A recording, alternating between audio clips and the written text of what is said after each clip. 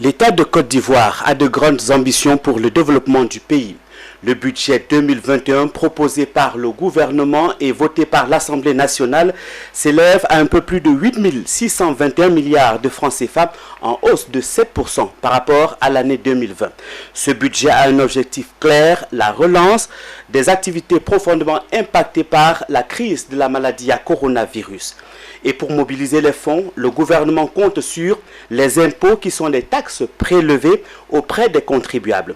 D'où la mise en place en début d'année de l'annexe fiscale pour prélever en toute transparence les entreprises et les personnes concernées. Seulement voici, l'annexe fiscale en Côte d'Ivoire fait suite à des grincements de dents des chefs d'entreprise. Cette année, le secteur privé boude particulièrement l'annexe fiscale 2021. Dans ce numéro de votre émission Ça fait débat, nous allons en comprendre pourquoi.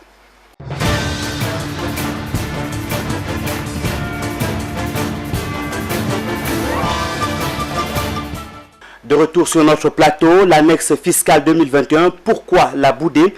C'est le thème de votre émission Ça fait débat de ce jour. Et pour justement comprendre l'annexe fiscale 2021, nous avons sur notre plateau deux invités. Le premier, c'est le docteur Diomandé Moussa Elias Farakan, qui est président de la plateforme unique des PME de Côte d'Ivoire. Bonsoir, monsieur Diomandé. Bonsoir. D'être venu. Merci. Notre deuxième invité est un expert, Marc-Arthur Pomoin, secrétaire général de l'Ordre des experts comptables de Côte d'Ivoire. Bonsoir, monsieur. Bonsoir, monsieur. Et merci d'avoir accepté notre invitation. Merci à vous. Pour faire comprendre à nos téléspectateurs justement l'annexe fiscale, si on posait la question, et d'ailleurs la question va vous être posée, monsieur Pomoin, c'est quoi une annexe fiscale? Alors, ce qu'il faut savoir, c'est que l'annexe fiscale est un document qui est lié à la loi de finances. La loi de finances relative au budget de l'État, dans lequel l'État prend certaines mesures en vue d'améliorer les conditions de vie des entreprises, en vue d'améliorer les conditions sociales de la population. Et pour pouvoir améliorer ces conditions de vie des entreprises et les conditions sociales de la population et éventuellement mettre en place certaines réformes qui conduisent à la modernisation de l'économie, il y a des ressources dont elle a besoin. Et ces ressources sont de plusieurs natures. Il y a des ressources internes comme des ressources externes. Au niveau interne, il y a un dispositif qui permet de collecter des ressources internes. Il s'agit des mesures liées à l'annexe fiscale et éventuellement des ressources provenant de la douane. Donc au regard des ressources fiscales, l'annexe fiscale permet aux acteurs économiques, à la population, de connaître les changements qui ont été opérés entre l'ancien dispositif et le nouveau dispositif, afin de savoir comment est-ce qu'ils doivent se comporter, afin de respecter, leurs obligations citoyennes. Et c'est l'ensemble de ces mesures-là que la population, lorsqu'elle est promulguée avant le début de l'année, passe en revue pour voir quelles sont éventuellement les améliorations qui ont été apportées, éventuellement les restrictions qui ont été aussi opérées, afin d'apprécier les mesures mises en œuvre par l'État au bénéfice de la population et des acteurs économiques. Est-ce qu'on peut expliquer pourquoi l'annexe fiscale en 2020 n'a pas existé et subitement en 2021, elle ressurgit? Alors, ce que je voudrais vous dire, c'est que l'annexe fiscale, chaque année, il y a une annexe fiscale qui est promulguée. Tout dépend, du contenu de l'annexe fiscale. Si éventuellement le contenu de l'annexe fiscale n'impacte pas négativement l'activité des opérateurs économiques ou de la population, bien évidemment, quand ça va mieux ou quand ça va dans le meilleur des mondes, vous n'allez pas en entendre parler. Mais quand des dispositions de l'annexe peuvent impacter la situation économique des opérateurs économiques, de la population, bien évidemment, vous allez entendre parler parce que, naturellement, on a touché à quelque chose, à la bourse, et qui va empêcher à ces opérateurs ou cette population-là de pouvoir s'épanouir comme l'année précédente. Donc du coup, la question qu'on se pose, pourquoi de telles mesures, surtout dans notre contexte actuel? Pourquoi de telles mesures, surtout qu'il est annoncé que ces mesures visent à aider la population. Or, lorsque cette population-là font un comparatif entre ce qu'elles auront, en fait, je veux dire, à supporter comme charge fiscale ou comme contrainte économique en 2021, comparé à ce qu'elles supportaient comme charge fiscale ou comme contrainte économique en 2020, il y a un peu plus de charges à supporter en 2021. C'est la raison pour laquelle, au niveau de l'ordre des experts comptables, nous avons été sollicités, en fait, je veux dire, par la Fédération ivoirienne des petites et moyennes entreprises, la FIPME, aussi par la Fédération nationale des acteurs du commerce de Côte d'Ivoire, la FENACI, à l'effet de les éclairer, en fait, sur l'annexe fiscale 2021, parce qu'ils avaient du mal à percevoir exactement les avantages ou ces contributions de faveur qui très souvent sont annoncées dans l'intérêt, en fait, des opérateurs économiques, dans l'intérêt, en fait, de la population. Et c'est cet exercice que nous avons eu à faire, qui nous a amené, en fait, à formuler des recommandations que nous avons adressées à nos différentes autorités, aux partenaires que sont la FIPME, la FENACI, afin, en fait, de partager avec eux, de façon objective, les conclusions sur les dispositifs de l'annexe fiscale qui ont été prises, en fait, par le gouvernement de Côte d'Ivoire. À l'écouter, M. Diomandé Moussa, l'annexe fiscale est une bonne chose car elle permet à l'État de prévoir ses dépenses et identifier où trouver les ressources. Alors, docteur Diomandé Moussa, écoutez le secrétaire général de l'Ordre des experts comptables de Côte d'Ivoire. L'annexe fiscale est une bonne chose car elle permet à l'État de prévoir ses dépenses et identifier où trouver les ressources. Que pensez-vous justement de l'annexe fiscale 2021 dans son contenu? L'annexe fiscale 2021 n'est pas une bonne annexe fiscale pour nous, parce que nous n'avons pas été associés aux discussions au départ, et cela est dommageable et cela est triste, parce que les petites et moyennes entreprises représentées au niveau de la plateforme unique des petites et moyennes entreprises auraient bien voulu participer au débat sur la préparation de l'annexe fiscale. Nous avons été surpris de voir l'annexe fiscale dans sa version actuelle, et nous avons dénoncé pour dire non. Nous ne pouvons pas accepter certaines dispositions insérées dans l'annexe fiscale 2020. Et quelles sont les dispositions qui font que vous, justement, mettez en cause cette annexe fiscale 2021? Alors, ce qu'il faut comprendre, c'est qu'il faut partir d'un point pour arriver à l'annexe fiscale. Les PME ont connu des difficultés avec la Covid-19. Cela, tout le monde le sait. Et le gouvernement a été obligé de mettre en place un fonds de soutien aux petites et moyennes entreprises. Pour nous, l'annexe fiscale 2021 devait être une annexe fiscale de relance, une annexe fiscale d'incitation à la création d'emplois.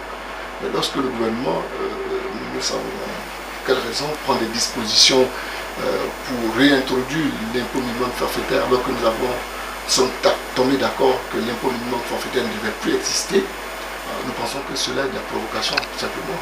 On provoque les petites et moyennes entreprises, parce que où trouver de l'argent pour payer pour payer une taxation qui est assise sur la perte. Parce que c'est cela. L'impôt minimum forfaitaire introduit une présomption de fraude systématique à l'impôt. Ça veut dire simplement que les PME trichent. Donc pour éviter cela, il faut mettre un impôt minimum qui est assis sur le chiffre d'affaires, pas sur le bénéfice, ce qui n'a pas de sens, ce qui viole la directive de 2008 concernant la taxation des contribuables. On taxe un bénéfice, on ne taxe pas une perte.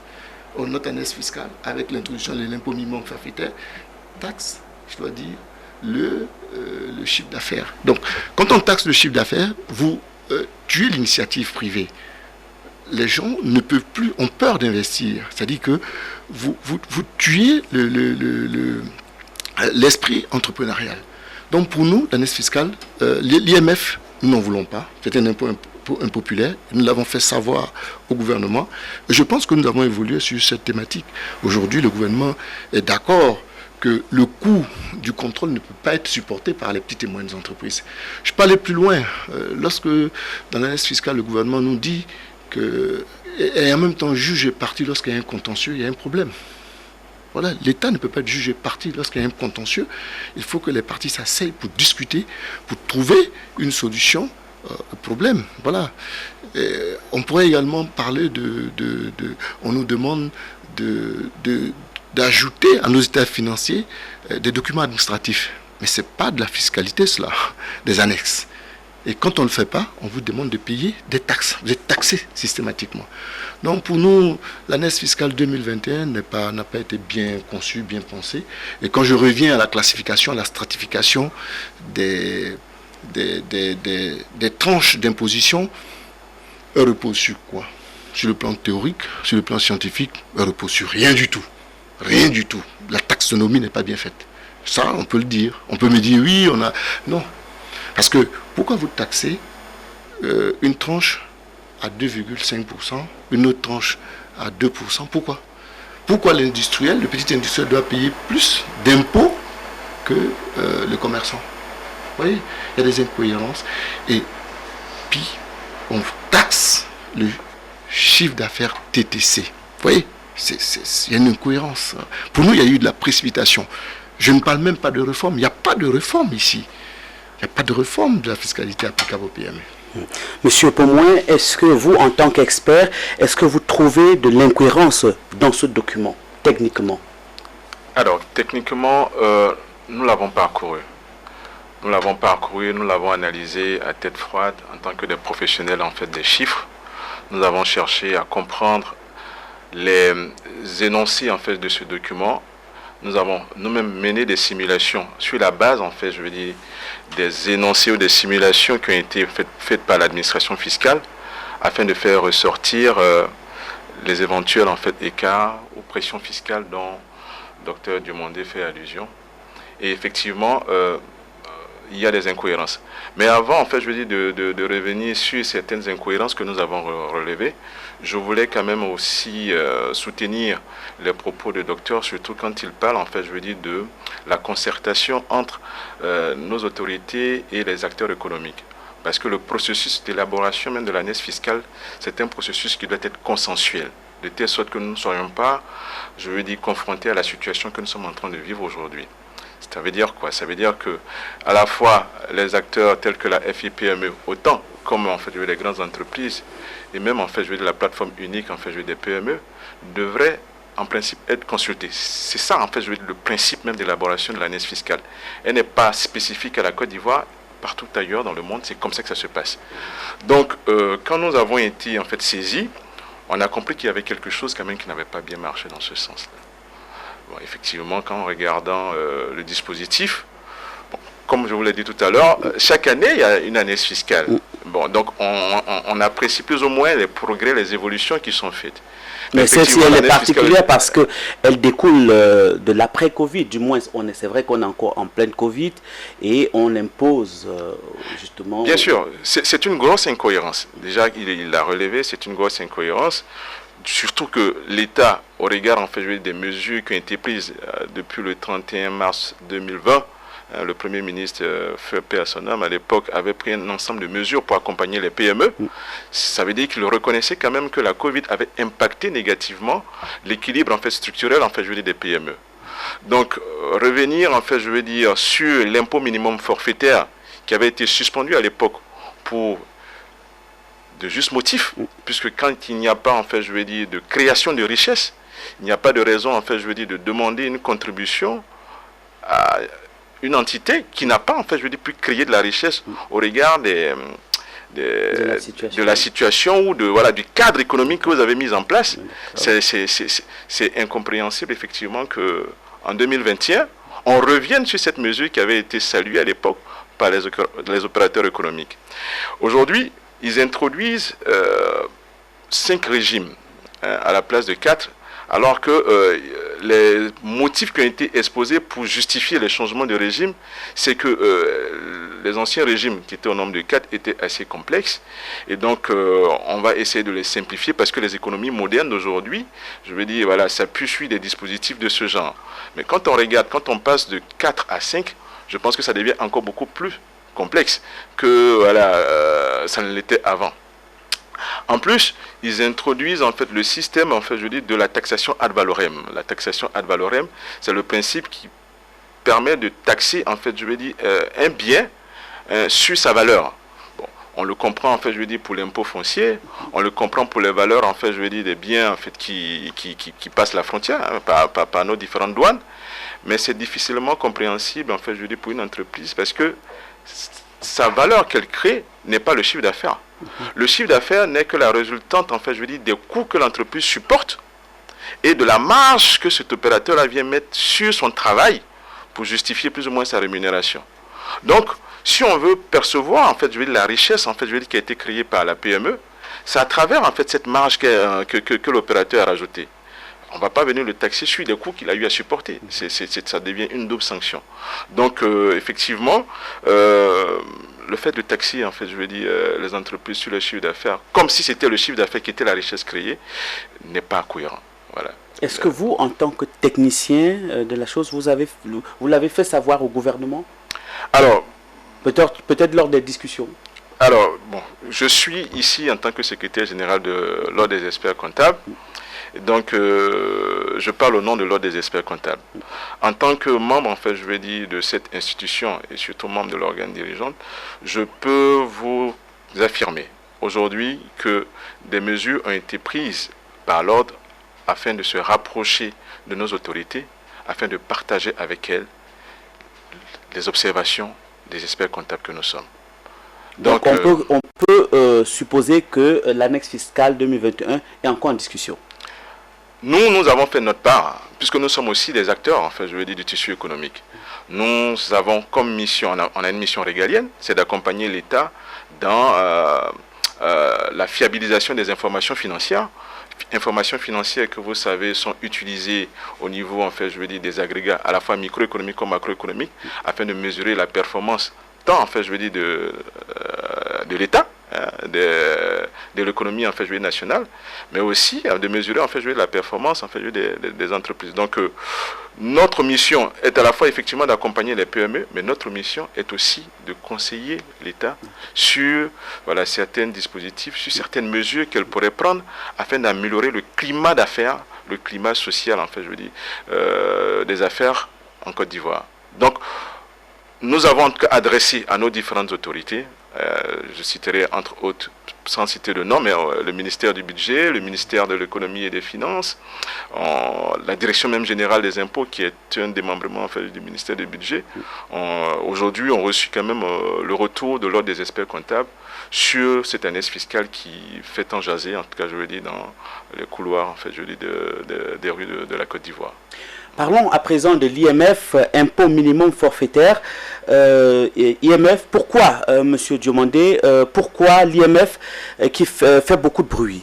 Pourquoi ça gêne? Je l'ai dit au début de nos échanges que l'impôt minimum forfaitaire est un impôt qui taxe la perte. Ça n'a pas de sens.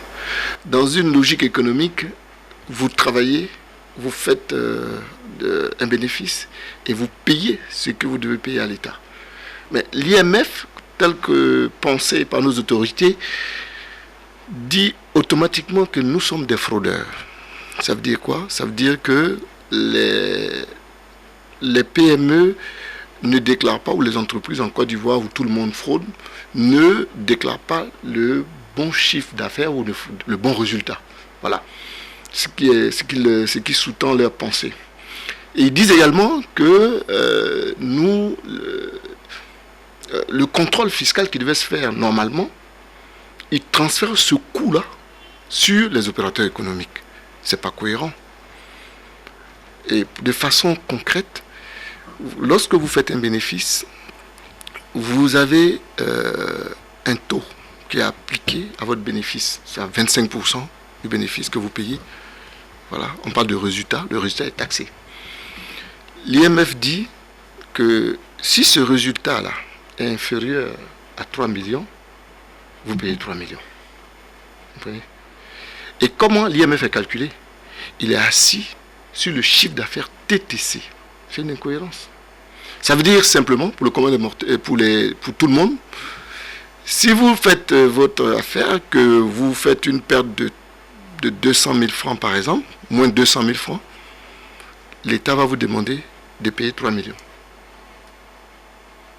Comment on peut taxer la perte? Quelle logique économique explique cela? Il n'y a pas de logique économique. Il n'y en a pas.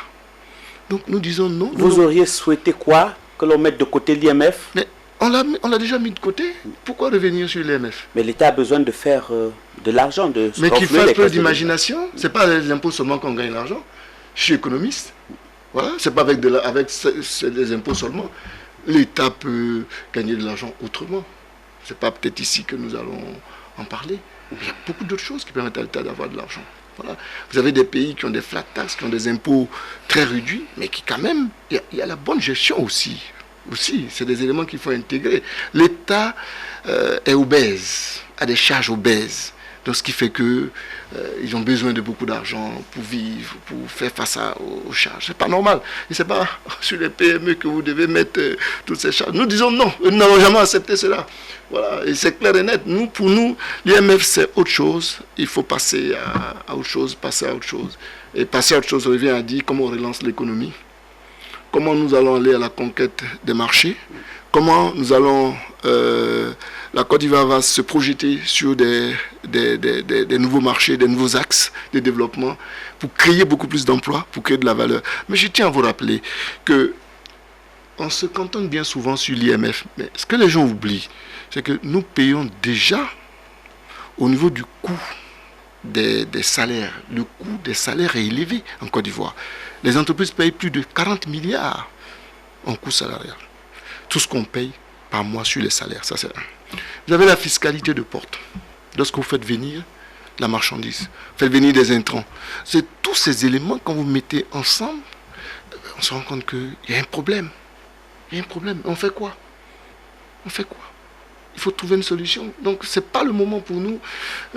Et puis, je l'ai dit tantôt, vous avez l'industrie hôtelière qui ne fonctionne plus bien. Vous avez les restaurateurs qui, à un moment donné, ont fermé.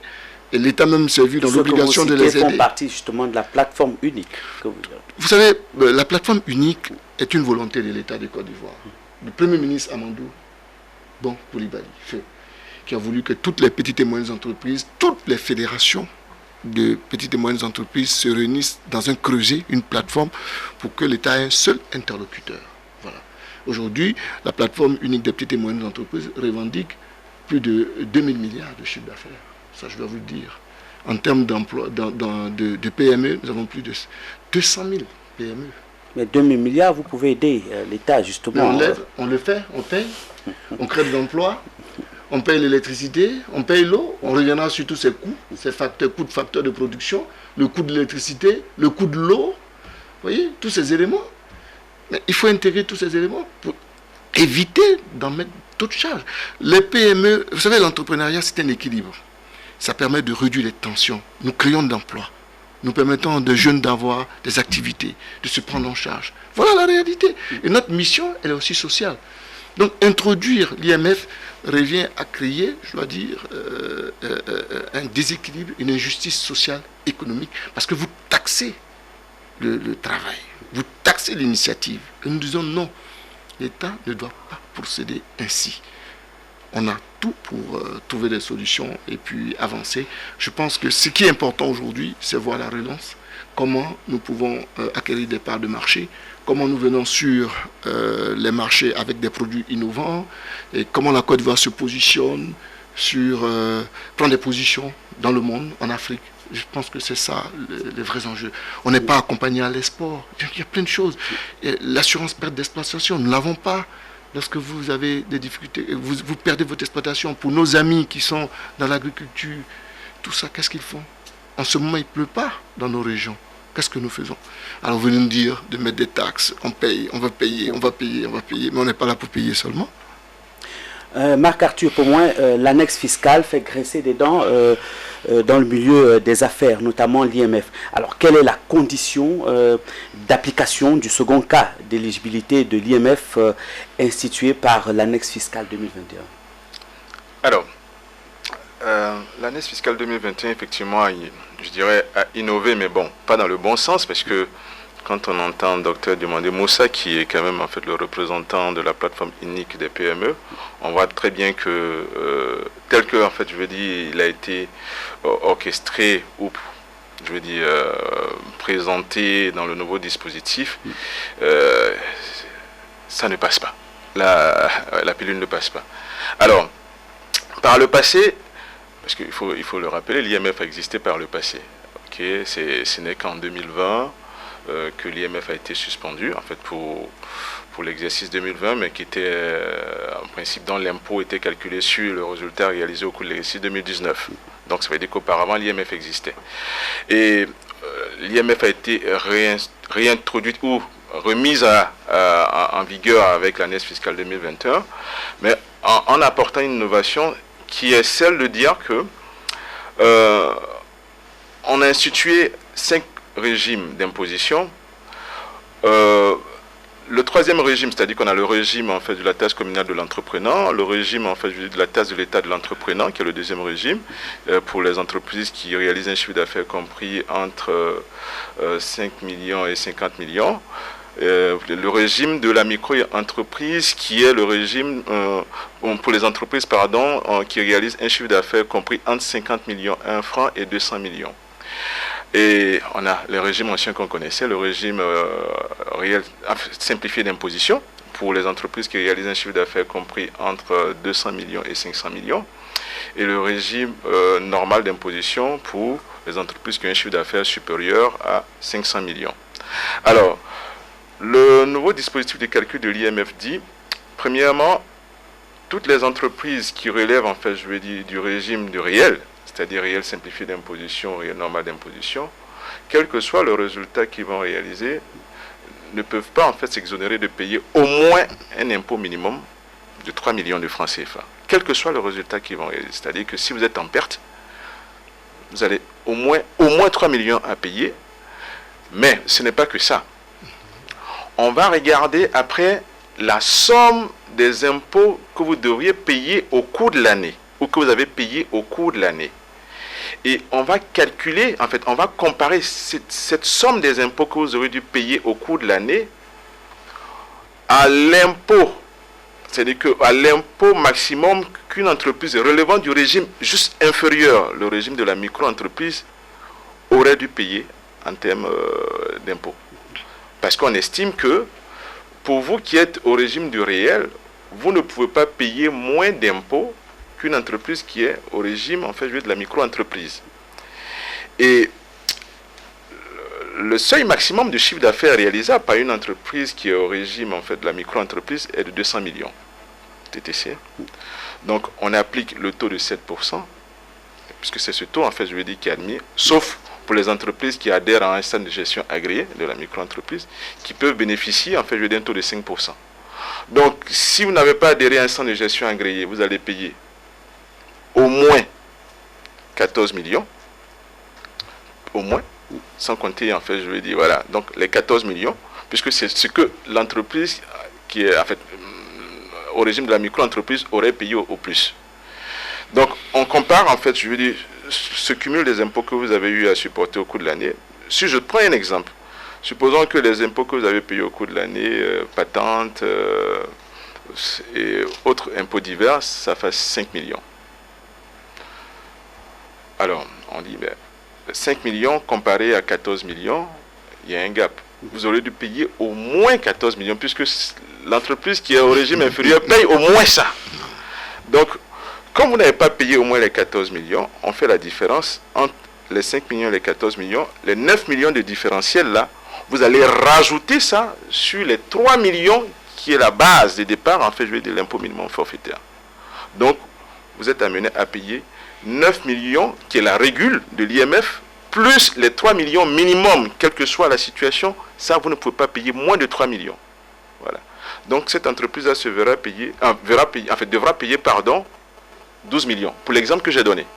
Donc, on a une série, en fait, de simulations comme ça que nous avons eu à faire pour mettre en œuvre... Pour vous permettre justement de poursuivre, je vous relance avec cette question. À partir de quel exercice doit-on s'acquitter de l'IMF ? Puisque l'année dernière, l'IMF était suspendu. Alors, ces entreprises-là. À la lecture de l'année fiscale, nous n'avions pas suffisamment d'informations. Mais fort heureusement, la Direction générale des impôts a fait sortir en fait, son analyse en fait, de l'année fiscale fin du mois 2021, là. Donc, qu'on appelle le bulletin officiel de la Direction générale des impôts portant sur l'année fiscale 2021. Et dans ce bulletin officiel, la Direction générale des impôts a précisé les périodes à partir desquelles l'IMF, en fait, nouvelle formule, devra être appliquée. Donc, selon, en fait, je veux dire, le bulletin officiel, le premier exercice d'application de l'IMF de l'année fiscale 2021 est l'exercice 2021.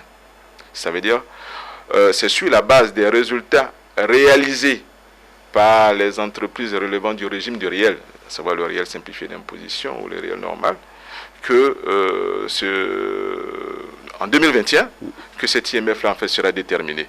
Bon, on ne paye l'IMF que si le bénéfice, bien sûr, que vous devriez payer est inférieur à l'IMF. Mais si éventuellement vous avez réalisé des résultats en fait beaucoup plus forts et intéressants, bien sûr, c'est le bénéfice que les entreprises relevant du régime du réel d'imposition devront payer.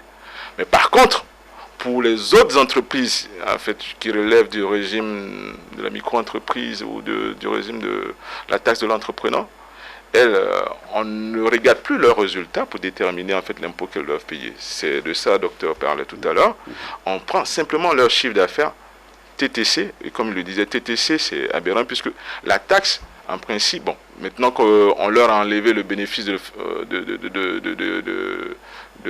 pratiquer la taxe sur leur vente, sinon, on vous demande en fait, je veux dire, d'appliquer un taux, soit de 7% pour celle de la micro-entreprise, soit de 5% ou de 2,5% ou de 2% ou de 4% en fonction en fait, je veux dire, de l'activité que vous exercez sur votre chiffre d'affaires de l'année. Mais pour celles-là, par contre, pour celles qui relèvent en fait, je veux dire, du régime en fait, je veux dire, de l'entrepreneur, de la micro-entreprise, on a déduit que si les entités qui relèvent du régime du réel, leur impôt est déterminé à partir de l'exercice 2021, a priori, cela devrait emporter aussi la détermination en fait, de l'impôt des entreprises qui relèvent des autres régimes, des régimes inférieurs, à partir de l'exercice 2021. Mais je vous avoue que la lecture du bulletin officiel ne nous a pas rassurés ou ne nous a pas éclairé sur le sort en fait, des entreprises qui relèvent en fait, des autres régimes que celles du réel. Justement, M. Diomandé Moussa, quelles sont les mesures d'accompagnement des entreprises classées dans le giron du régime des micro-entreprises, dans la mesure où elles ne sont plus éligibles à appliquer le mécanisme de la TVA? Mais on est dans un imbroglio fiscal. Comment voulez-vous qu'on accompagne des gens? On ne comprend rien. On dit on ne veut pas cette année fiscale. Vous nous demandez de les accompagner. On leur dit simplement que nous ne comprenons rien. Pour le moment, on ne peut pas payer ces impôts-là. Voilà, donc quand vous me demandez quelle mesure d'accompagnement, nous on n'a pas de mesure d'accompagnement. Nous on dit, chaque jour que les gens m'écrivent, ils m'appellent pour me dire, mais docteur, qu'est-ce qu'on fait? Est-ce qu'on doit payer les impôts? On ne doit pas payer? Je dis, moi-même je ne sais pas. Ce que nous disons, c'est que on ne peut pas payer. On ne peut pas payer. Vous voyez, l'expert comptable a essayé d'expliquer, vous voyez, c'est compliqué. Voilà, on ne comprend pas. Pourquoi compliquer les choses? Il faut faire les choses simplement. Pour nous, je le répète encore, partout où nous sommes passés, il y a eu une précipitation dans la réforme fiscale applicable aux PME. On s'est précipité. On n'a pas fait le tour de la question. On n'a pas vraiment fait le tour de la question. Parce que si vous voulez vraiment faire le tour de la question, à la fin de la journée, on devrait se dire, écoutez, en appliquant l'impôt dans tel domaine d'activité, voilà les gains qu'on va avoir. Donc, aujourd'hui, je ne peux pas vous dire dans quelle activité ils vont gagner de l'argent. Lorsqu'on pense philosophie, je parle de philosophie impôt, on se dit, c'est vrai, on veut réguler telle activité, on veut empêcher l'entrée de tel produit, on régule, on met des impôts. Mais dans le cadre de l'année fiscale applicable aux PME, aux entrepreneurs, qu'est-ce qu'on recherche finalement? Moi je me pose la question, qu'est-ce que nous recherchons? Rien du tout. Voilà, on va rentrer dans des arrangements, dans des contentieux, et c'est ce que j'ai dénoncé. Et dans des contentieux. Et qui dit contentieux, on rentre dans la fraude, dans la corruption. Il faut faire très attention. C'est tout ce que nous dénonçons. Nous disons non, il faut que nous revoyons. L'idée, c'est même de suspendre. À mon avis, il faut suspendre cette année-là et qu'on prenne le temps de bien réfléchir. Et puis, on part sur quelque chose de cohérent, quelque chose qui permettra à l'économie de repartir. Franchement, comprenez? Voilà. C'est tout ce qu'on demande. On ne peut pas demander en même temps aux jeunes de s'installer, de créer leur business, de se lancer dans l'entrepreneuriat, et en même temps on leur demande, si vous faites un chiffre d'affaires TTC, on va vous taxer. Si vous progressez à 200 millions, on va vous taxer encore davantage. Vous voyez, c'est un problème. Donc il va se dire, mais moi je ne veux pas changer, ou ce qu'on appelle en économie des passagers clandestins. Il va rentrer dans un système où il ne payera, il ne cherche pas à payer, il cherche des solutions de fraude. Voilà, c'est tout ce que nous voulons éviter. Pour dire au gouvernement, voilà, regardons les choses en face avec beaucoup de réalité. C'est vrai que le gouvernement a besoin d'argent, a besoin de beaucoup de renflouer les caisses. De renflouer les caisses. Mais vous savez, il y a beaucoup de choses.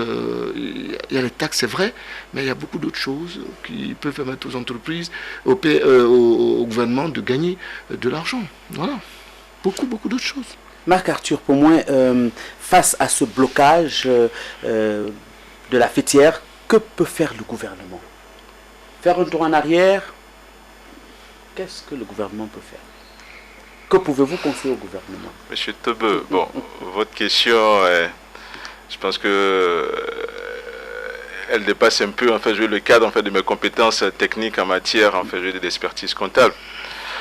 Bon, là, éventuellement, l'avis que je vais donner, c'est un avis personnel qui n'engage pas la profession. Donc, je donne mon avis en tant qu'opérateur économique aussi.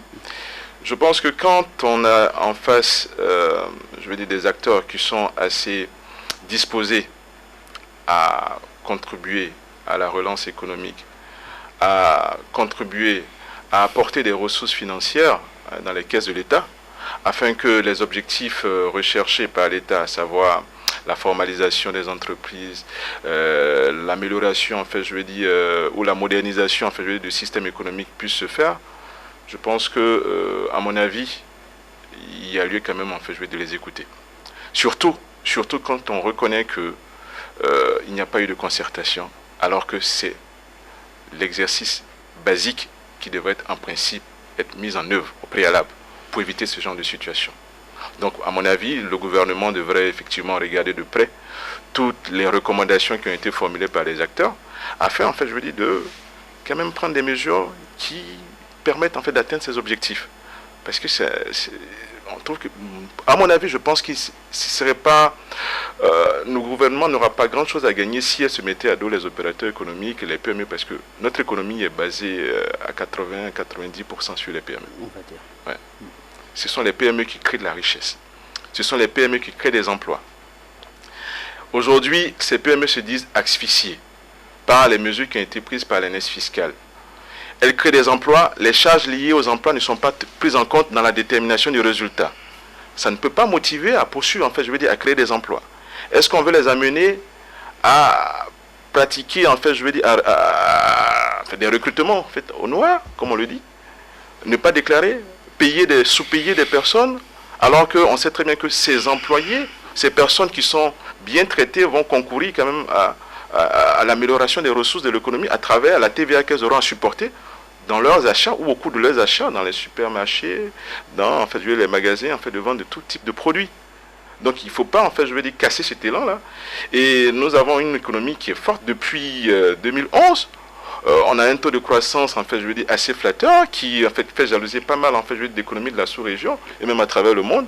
C'est pas le moment de faire baisser cette dynamique, de décourager les acteurs économiques qui veulent se lancer dans l'entrepreneuriat. Surtout qu'on fait la promotion de l'entrepreneuriat. Aujourd'hui, on est conscient que l'administration et l'État ne peut pas embaucher tous ces enfants, toute la population ivoirienne. Donc on ne repose que notre stratégie est fortement basée sur l'entrepreneuriat. Il faut que vous appreniez à créer. Et si maintenant, l'intention de créer doit vous condamner à payer au moins 3 millions de francs, je pense que ça donne à réfléchir. Donc pour moi, je souhaiterais que l'État quand même regarde de plus près les recommandations qui ont été faites par l'Ordre des experts comptables et les recommandations qui ont été faites par la plateforme des PME. Monsieur Diomandé Moussa, est-ce que vous pensez avoir fait suffisamment ce qu'il fallait pour pousser le gouvernement à réfléchir autrement concernant l'annexe fiscale? Oui, nous sommes ouverts au dialogue, à la discussion. Lorsque on nous a fait parvenir un projet d'ordonnance, on ne nous avait pas dit que c'était l'annexe fiscale, j'ai écrit au ministre des petites et moyennes entreprises, nous avons fait nos observations. le ministre des petites et moyennes entreprises, des petites et moyennes entreprises a porté l'information à ses collègues. Les premières informations qu'on nous a données, on ne peut pas supprimer l'IMF parce que la Banque mondiale, le FMI nous dit... Bon, je dis, bon, écoutez, je suis quand même... je connais, j'ai travaillé à l'OCDE, j'ai été quand même à un certain niveau. Il ne peut pas nous imposer, il ne peut pas vous dire... Voilà. Il peut vous dire que l'assiette n'est pas... Le taux de recouvrement des impôts est faible, c'est vrai, peut-être, mais ils ne peuvent pas vous imposer l'IMF. Donc c'est un argument qu'il faut balayer très vite. Nous avons été reçus par le... Nous avons écrit au ministre de l'économie et des finances avec des arguments à l'appui. Nous avons écrit à la direction générale des impôts. Nous avons été reçus par notre ministre, le ministre des petites et moyennes entreprises, qui nous a dit qu'ils allaient tout faire, ils allaient en discuter au gouvernement pour que des solutions soient trouvées. Donc nous attendons. Et j'ai été très très heureux d'entendre le directeur des impôts dire que et même le ministre, lors des échanges à la télévision, dire qu'ils allaient évoluer sur l'IMF. Donc nous attendons qu'ils évoluent sur l'IMF. Mais au-delà de l'IMF, il est important que nous asseyons et que nous regardons en face ce qu'on peut faire en termes de fiscalisation, en termes d'impôts. Parce que on est dans une approche, je le dis toujours, on est dans une approche quantitative. C'est-à-dire c'est les chiffres. On dit il a fait tel chiffre d'affaires, il a fait... Mais vous avez des PME, des entreprises qui sont dans l'innovation. Vous avez des entreprises qui sont dans le prototypage. Ceux-là ne gagnent pas forcément d'argent au premier coup. Vous allez les taxer? Non. Il faut investir de l'argent. Prenez les modèles économiques de Google. Prenez le modèle économique de Yahoo. Mais ce n'est pas des modèles économiques qui ont donné de l'argent tout de suite. C'est plus tard, parce qu'elles ont viralisé d'abord avant de créer de la richesse. Donc, il faut changer d'approche, être dans une approche de leadership, dans du leadership, c'est-à-dire ne pas taxer pour taxer. Donc, nous sommes d'accord avec nous voulons discuter, nous avons écrit au Premier ministre d'ailleurs, et donc nous attendons que on supprime complètement, qu'on enlève l'IMF, et que tout ce qui peut gêner les PME, on les mette de côté et qu'on passe à autre chose. La relance, la création d'emplois. Les nouveaux business models, des activités innovantes, des produits sortis de l'économie des rentes. Voilà, c'est ça. Vous voyez, le cacao ne s'achète pas très bien en ce moment. Donc il faut sortir de l'économie des rentes. Qu'est-ce qu'on fait? Il faut aller vers d'autres produits. Voilà. Donc pour nous, il y a d'autres choses à faire. Monsieur Pomoy, comment se fera l'évaluation du chiffre d'affaires des contribuables assujettis à la taxe communale de l'entrepreneuriat, de l'entrepreneur de ton moment? Bon, en fait, la taxe communale de l'entrepreneur, je veux dire, c'est la dénomination qui a changé parce que la dénomination ancienne, c'était, je pense, la taxe des commerçants et petits artisans. Donc, ces opérateurs économiques étaient gérés, en fait, je veux dire, par les collectivités. Donc, ils avaient, en fait, les méthodes, et je pense que ça sera la même méthode, puisque la taxe communale de l'entrepreneur est toujours gérée par les collectivités. Donc, a priori, pour celles qui viennent, en fait, de s'écrier, ça sera, en fait, sur la base, en fait, du chiffre d'affaires prévisionnel. Et puis, on va estimer que, bon, si votre chiffre d'affaires prévisionnel, par exemple, est de 5 millions, on va appliquer le taux de 2% ou de 2,5%. Ça donne tel niveau d'impôt, en fait, je veux dire, sur l'année, et on va vous demander de payer un 12e, qui est équivalent, en fait, je veux dire, au montant que vous aurez dû payer, voilà, en fait, tous les mois. Donc, le mode, en fait, je veux dire, de détermination ou de recouvrement, en fait, je veux dire, ne va pas changer, à mon avis, puisque c'est juste un changement de sémantique, en fait, qui s'est opéré. Voilà, il n'y a pas eu vraiment d'innovation majeure à ce niveau. Et les nouvelles dispositions doivent-elles être prises en compte pour la détermination des impôts dus au titre de l'exercice clos au 31 décembre 2021 de alors, au titre là, vous me demandez si de nouvelles dispositions en dehors, en fait, de celles que la NES fiscale, en fait, je veux dire, recommande. Là, tout à l'heure, Dr Diomandé a invité à ce que l'État, effectivement, prenne certaines mesures, en fait, je veux dire, qui sont moins fâcheuses, telles que la suspension, en fait, de l'IMF. Mais si ce n'est pas le cas, je pense que ça sera, en fait, je veux dire, les mesures telles que la NES fiscale 2021, en fait, je veux dire, l'a dictée, qui seront, en fait, appliquées sur l'exercice clos au 31 décembre 2021, mais dont les impôts, particulièrement, en fait, l'impôt sur les bénéfices, éventuellement l'IMF, devront être, en fait, je veux dire, payés en 2022. Par contre, comme je le disais tout à l'heure, vu que le bulletin officiel de la Direction générale des impôts a précisé que ce n'est qu'à partir de l'exercice 2021, en fait, je dis que l'année fiscale 2021 s'applique. Donc, a priori, on suppose que les dispositions anciennes qui existaient avant l'avènement, en fait, je veux dire, de l'année fiscale de 2021 demeurent en l'état. C'est-à-dire que pour calculer l'impôt de l'exercice clos au 31 décembre 2020, on va appliquer les règles qu'on connaissait, en fait, je veux dire, par le passé. Mais encore, il faut que l'administration fiscale prenne, en fait, je veux dire, des tests qui clarifient bien, en fait, cette posture, parce que cette mesure, elle est bien clarifiée, en fait, à travers, en fait, une recommandation qui a été faite dans le bulletin officiel pour les entreprises relevant du régime du réel simplifié d'imposition, réel normal d'imposition. Mais au niveau des autres entreprises relevant de la micro-entreprise et de la taxe de l'entrepreneur, c'est pas explicitement dit. On déduit de ce qui a été mis en œuvre ou appliqué au régime du réel simplifié. Il faut que ce soit suffisamment clair pour rassurer, en fait, je veux dire, tous les acteurs. Mais je voudrais aussi, en fait, je veux dire, revenir sur un point concernant, en fait, je veux dire, la santé, en fait, des opérateurs économiques. Je vous ai dit tout à l'heure que 80% de notre économie, en fait, je veux dire, repose sur les PME. Et nous, experts comptables, nous sommes très bien placés pour quand même vous faire part, en fait, je veux dire, des difficultés que ces PME-là rencontrent. Et je vous avoue que depuis la publication de l'annexe, au regard, en fait, je veux dire, des difficultés de compréhension et qui ont suscité, en fait, la publication des bulletins, il y a des difficultés qui nous sont présentées qui ne concernent pas uniquement l'IMF. L'IMF est un pan, effectivement, en fait, assez discutable. Assez discutable au regard, en fait, je vais dire, du fait qu'elle a changé, en fait, de paradigme de détermination. Mais il y a aussi la TVA, la possibilité aux entreprises qui relevaient avant du régime du réel simplifié. Avant, le régime du réel simplifié était ouvert aux entreprises qui réalisaient au moins un chiffre d'affaires de 50 millions, jusqu'à 150 millions. Au-delà de 150 millions, elles pouvaient opter pour le régime du réel normal. Sinon, voilà, si elles n'optent pas, elles restent, en fait, dans ce dispositif jusqu'à ce que l'administration fiscale elle-même, en fait, leur notifie leur changement de régime d'imposition. Alors, nous avons beaucoup d'entreprises, en fait, qui sont dans cette catégorie-là, qui, dans le coût de leur fonctionnement, avaient l'habitude de supporter la taxe, la TVA, c'est-à-dire que le coût de 18%, et aussi de refacturer, en fait, je veux dire, de facturer cette TVA, de collecter ça auprès, en fait, de leurs clients.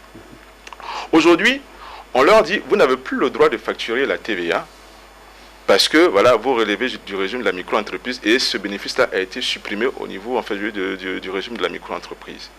Donc, ces opérateurs se retrouvent dans une situation assez difficile parce que ils supportent jusqu'à présent des prestations qui supportent la TVA. On a parlé de l'électricité, ils payent la TVA, des factures de téléphone, d'internet, et de pas mal, en fait, d'autres équipements qu'ils achètent, qui supportent la TVA. Mais, puisque ça fait partie, en fait, je veux dire, aujourd'hui, puisqu'ils ne peuvent plus collecter, ils ne peuvent plus, en fait, je veux dire, récupérer cette ressource-là, ça fait partie intégrante de leur coût de production. Quand ils essaient, en fait, je veux dire, d'ajuster le prix de vente convenu auprès du client, c'est difficile, parce que le client dit non, mais on s'est entendu sur un prix, on fonctionne comme ça. Si on dit de ne plus facturer la taxe n'est pas à toi, tu ne peux pas venir répercuter ce que toi, tu n'es pas à mesure, en fait, je veux dire, de ne pas supporter sur ma trésorerie. Donc, ces opérateurs se retrouvent avec des surcoûts de 18%. Or, vous savez que les marges dans une économie concurrentielle, elles ne sont pas assez fortes. Quand vous avez même la chance de pouvoir facturer des marges de 10, 15, 20%, c'est que vous avez vraiment, en fait, je veux dire, un créneau qui a une valeur ajoutée qui fait que vos clients ne peuvent pas se détourner de vous. Sinon, on est très souvent en deçà des 20%. Donc, si vous supportez un surcoût de 18% sur une marge, au mieux, de 20, disons même jusqu'à 30, il ne vous reste que 12%. Sur ces 12%-là, vous allez devoir après payer l'IMF. Alors que vous, vu que vous êtes à la micro-entreprise, on estime que vous ne pouvez pas réaliser un chiffre d'affaires de 200 millions. Donc, si on prend en moyenne 100 millions, si les 7% font 7 millions, quand vous enlevez, en fait, je veux dire, 7 millions de 12 millions de marge, il ne vous reste pas grand-chose, en fait, pour pouvoir réinvestir dans votre business et développer. Donc, ces opérateurs nous disent, mais en fait, finalement, on travaille, en fait, je veux dire, pas pour nous. La richesse qu'on crée ne nous revient plus.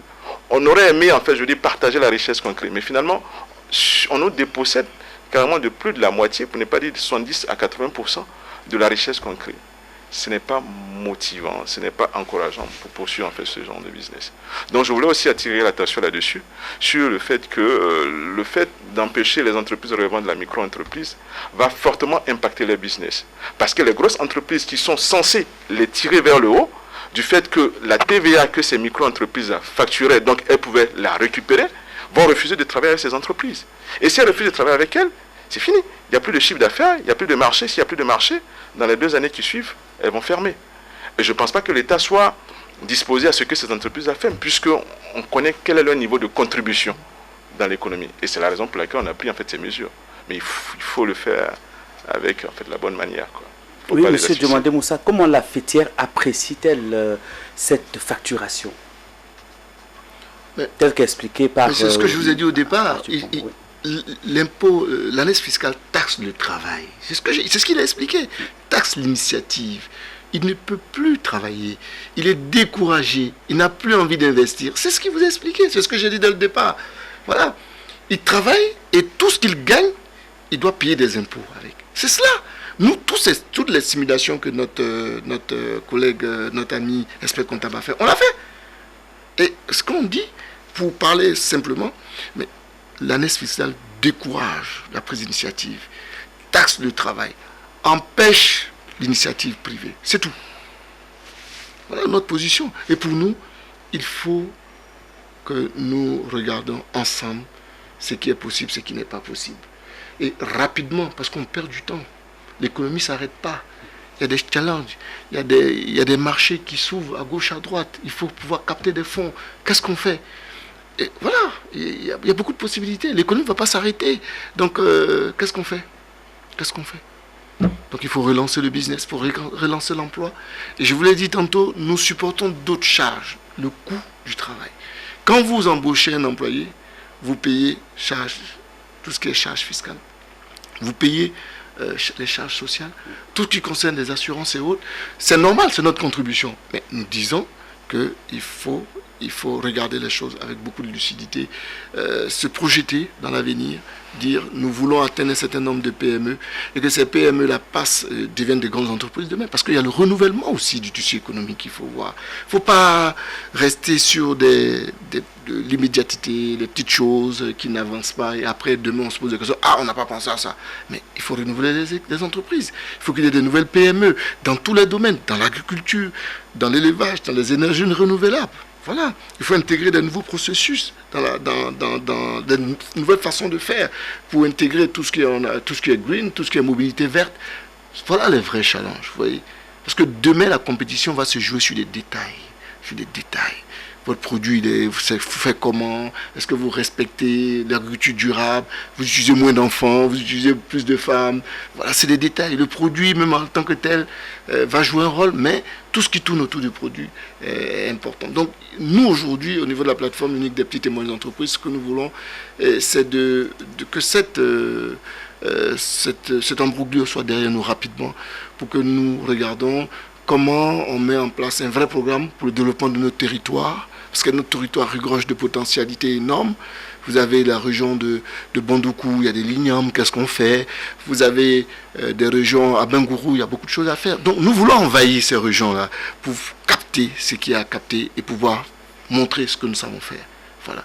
Donc il ne faut pas perdre du temps avec l'année fiscale. Chaque année en Côte d'Ivoire, l'année fiscale pose problème. Moi, je n'ai jamais compris cela. Jamais compris. Voilà. Donc il faut passer à autre chose. Et passer à autre chose revient à ce que je viens de vous dire, à regarder rapidement tout ce qui est confligène, à les mettre de côté, et puis regarder ce qui peut permettre aux PME de se développer, et puis voilà. Mais seulement, je l'ai dit, vous ne l'avez peut-être pas bien saisi, il faut avoir une approche quanti-quali. Il ne faut pas rester simplement sur le chiffre d'affaires. Une PME peut faire 100 millions, mais elle crée beaucoup d'emplois. Ça veut dire qu'elle paie des cotisations sociales. Ça, c'est important parce qu'elle réduit les tensions. Voilà. Pour avoir des PME aussi qui ne payent pas, qui font 100 millions, mais elles n'embauchent pas beaucoup. Donc tous ces éléments, il faut regarder. L'approche quanti, l'approche quali, elle est dans l'innovation, elle est dans des métiers d'avenir, elle est dans l'éducation. Tous ces éléments, il faut regarder. Mais quand on ne regarde pas tout cela et qu'on dit on taxe le chiffre d'affaires, on est dans la taxation. Et quand on est dans la taxation, on on ne crée pas vraiment de richesse. On se met dans une situation où les choses deviennent de plus en plus difficiles, où il y a la confiance, il y a un problème de rupture de confiance. Je pense qu'il faut qu'on se fasse confiance, on ne pense pas que les entreprises du secteur privé sont là pour frauder systématiquement. Non, on n'est pas là pour frauder systématiquement, on est là pour travailler pour l'économie, pour la Côte d'Ivoire. Voilà, chacun fait son travail. Vous voyez, chacun fait son travail. Et je comprends, vous avez dit au départ, oui, l'État a besoin d'argent, mais tout le monde a besoin d'argent. Vous avez besoin, moi j'en ai besoin. Donc à chacun de réduire ses charges, de ne pas avoir des... Oui, c'est clair, l'État est obèse. Et ça nous gêne énormément. Donc il faut que l'État fasse... Vous voulez mettre l'État au régime? Oui. Oui, mais nous, vous savez, nous sommes des opérateurs économiques. On dit il faut faire les choses comme il faut. Voilà. Moi je le dis, il faut que l'État... Voilà. Moi, je suis d'accord qu'on investisse dans la santé, je suis d'accord qu'on investisse dans l'éducation, voilà, dans d'autres choses, mais il y a des choses qui sont discutables. Voilà. Alors, monsieur Pomoy, dis-nous, si l'État faisait marche arrière et revenait sur l'annexe fiscale, comment va-t-elle faire pour renflouer les caisses, ses propres caisses? Alors, comment pourra-t-elle s'en sortir? Non, en fait, ce que je suis en train de dire... au début, c'est de dire qu'il faut se parler. Il faut se parler. Alors, ce que les opérateurs économiques disent, ils n'ont pas demandé à ce qu'il n'y ait pas d'annexe fiscale. Ils disent simplement les mesures qui sont contenues quand même sont contraignantes, sont fortement contraignantes, et cela met en péril, en fait, je veux dire, la continuité de leur exploitation. C'est ce qu'ils disent. Donc, ce qu'on a manqué au départ, c'est-à-dire la concertation, on peut toujours revenir là-dessus. Ce ne serait pas en fait la première fois qu'une annexe fiscale fasse l'objet en fait je veux dire d'une révision post début d'année et qu'on ait de nouvelles en fait une mesure en cours, peut-être au cours du mois de février ou bien au cours du mois de mars, qui puisse quand même contenter presque tout le monde, à la fois les opérateurs économiques et l'État. Et je voulais aussi rebondir quand même sur en fait je veux dire un fait concernant la concurrence en fait je veux dire des PME ivoiriennes. Nous sommes en fait je veux dire dans une région ouest-africaine où nous sommes la Côte d'Ivoire est signataire de certain nombre de traités, de directives, et ces directives là ont mis en place en fait un certain nombre de dispositifs qui permettent en fait de développer l'économie, à savoir permettre aux entreprises de pouvoir facturer, en fait je veux dire, calculer leurs bénéfices industriel et commercial sur la base de leurs résultats, à savoir permettre aux entreprises qui réalisent au moins un chiffre d'affaires annuel de 15 millions de pouvoir facturer la TVA. Tout ça concourt en fait je veux dire à faire progresser ces PME vers le haut. Et donc quand on veut vraiment moderniser, l'idéal même serait que même une entreprise même qui a 0 francs en chiffre d'affaires ait cette capacité là de pouvoir en fait je veux dire facturer et récupérer en fait je veux dire, la trésorerie qu'elle a avancée et non pas le contraire. La Côte d'Ivoire est aussi signataire, en fait, je veux dire, du traité de l'Union africaine qui porte sur la zone de libre-échange en Afrique. Ça veut dire que, autant nos entreprises ivoiriennes peuvent aller, en fait, je veux dire, dans les pays de l'Afrique, vendre leurs prestations, leurs produits, autant ces derniers-là peuvent venir en Côte d'Ivoire vendre aussi leurs produits. Il va se poser un problème de concurrence, parce que la concurrence du fait du prix de vente de ces services. Si les dispositions que nous prenons en Côte d'Ivoire ne sont pas les mêmes dispositions qui sont prises dans ces pays. Si les PME de ces pays-là ont bénéficié des dispositions, des directives beaucoup plus avantageuses, telles que la possibilité de déterminer, en fait, je veux dire, leurs bénéfices sur la marge effective et non pas supporter des coûts qui ne sont pas justifiés, en fait, je veux dire, par la création de richesses, les entreprises ivoiriennes peuvent se retrouver avec des coûts de production beaucoup plus élevés, donc des prix de vente plus élevés que ceux de la concurrence. Et ça va, on ne pourra pas vendre à l'intérieur parce que le consommateur il est sensible au prix. Il ne regarde pas forcément, en fait, je veux dire, qui est le porteur du projet, qui est l'associé qui est derrière en fait, cette entreprise. Il regarde le produit qui est vendu, le service qui est vendu. Donc si éventuellement celui de l'étranger, l'entrepreneur du Ghana, du Nigeria, du Mozambique, qui arrive ici, est capable de vendre le même produit, la même qualité de service, à un prix beaucoup moindre, parce qu'il n'a pas supporté les affres, en fait, je veux dire, de l'IMF, comme on le dit, dans son pays. Et bien évidemment, le consommateur final, lui, il ira vers le produit qui est le moins cher, mais qui offre la même qualité. Donc, on va contribuer, si nous ne réagissons pas, on va contribuer à l'asphyxie ou à la fermeture de ces PME. C'est la raison pour laquelle l'ordre des experts comptables, en fait, je n'a pas voulu rester, en fait, je veux dire, insensible, inactif, et a quand même tenu à produire un document qui n'est pas dans le sens, en fait, je veux dire, de condamner, mais c'est dans le sens, en fait, je veux dire, de faire des propositions, de suggérer, en fait, je veux dire, une révision au regard, en fait, je veux dire, des incohérences avérées, perceptibles, en fait, je veux dire, dans la NES, qui peuvent amener, en fait, je veux dire, chacun des acteurs, quand même, à revoir un peu sa posture. Donc, il y a toujours possibilité de revoir, en fait, je veux dire, la NES fiscale, il y a toujours possibilité de recouvrer des ressources. En 2020, on a recouvré des ressources. En 2019, on a recouvré des ressources. Donc, au pire des cas, c'est de reconduire ce qui existait avant, le temps qu'on réfléchisse pour trouver quel est, en fait, je veux dire, le bon dispositif qui puisse contenter tout le monde. D'autant plus que la pandémie est encore présente. D'autant plus que la pandémie est encore présente. Cette pandémie, en fait, pour laquelle on a mis en place des mesures d'accompagnement. On ne peut pas mettre en place des mesures d'accompagnement et puis derrière chercher à récupérer ce qu'on donne. On donne 1 et puis on récupère 10 en fait de la main gauche. En fait, c'est l'impression que ça donne. C'est l'impression que ça donne. Je ne dis pas que c'était ça l'intention, mais bon, c'est ce qui fait que les opérateurs économiques ont quand même du mal à percevoir un peu la pertinence en fait de certaines dispositions. Et nous sommes là pour vraiment accompagner à la fois les acteurs économiques, les opérateurs, et aussi l'État. Aussi l'État, dans vraiment cette analyse-là, pour pouvoir trouver la bonne méthode, en fait, je dis, pour capter les ressources. Peut-être un dernier mot, Monsieur Diomandé. Je voulais vous remercier pour l'occasion que vous nous avez donnée d'échanger avec vous sur un sujet qui nous tient à cœur. Je pense qu'avec les éclairages de nos amis experts comptables, le gouvernement comprendra mieux nos préoccupations.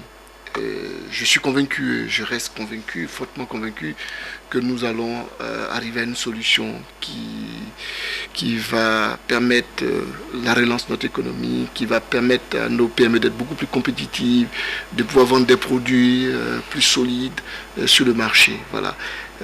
Pour nous, c'est l'essentiel. Voilà. Tout le reste n'a pas d'importance. Ce qui a de l'importance, c'est permettre aux Ivoiriens de travailler, de gagner leur vie et de vaquer à leurs préoccupations dans des meilleures conditions. On espère que vous allez garder le dialogue avec l'État pour permettre justement à vos économies, aux PME, d'avancer vers la bonne voie. Mais nous sommes pour le dialogue. Nous sommes pour le dialogue. Même si on nous appelle, tout de suite nous venons.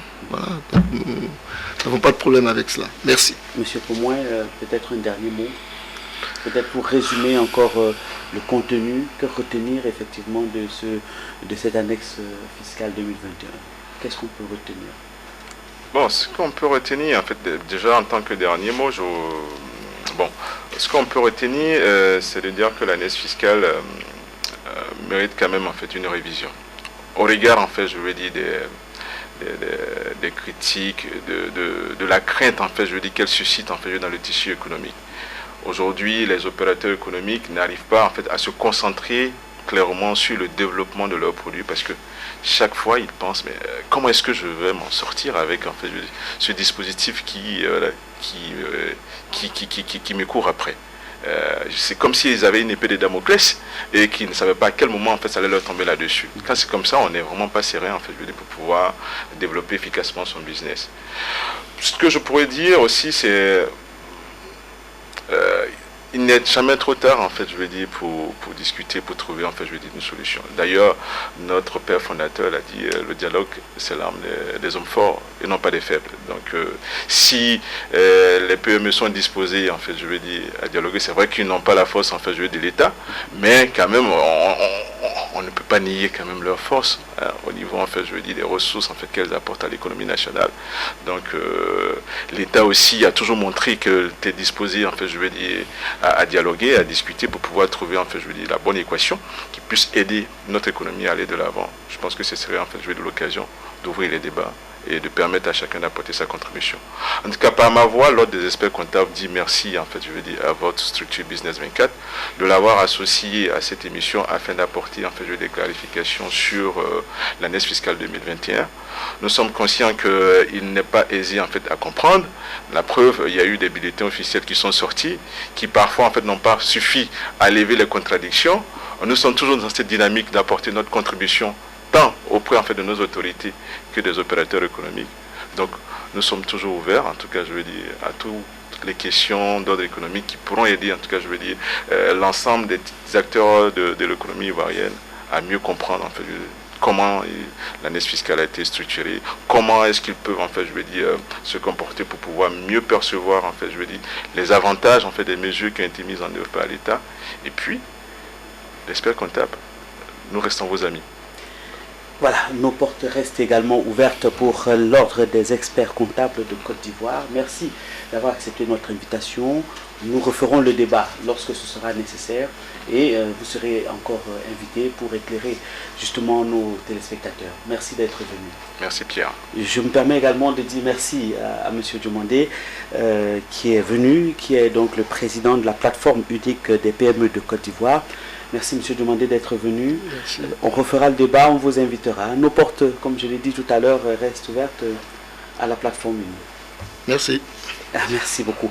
Alors, chers téléspectateurs, merci. C'est la fin de ce numéro de Ça fait débat sur Business 24. Nous étions en compagnie de Diomandé Moussa, Elias Farakan, président de la plateforme unique des PME de Côte d'Ivoire, et de Marc-Arthur Pomoin, secrétaire général de l'Ordre des experts comptables de Côte d'Ivoire, pour débattre de la question de l'annexe fiscale 2021.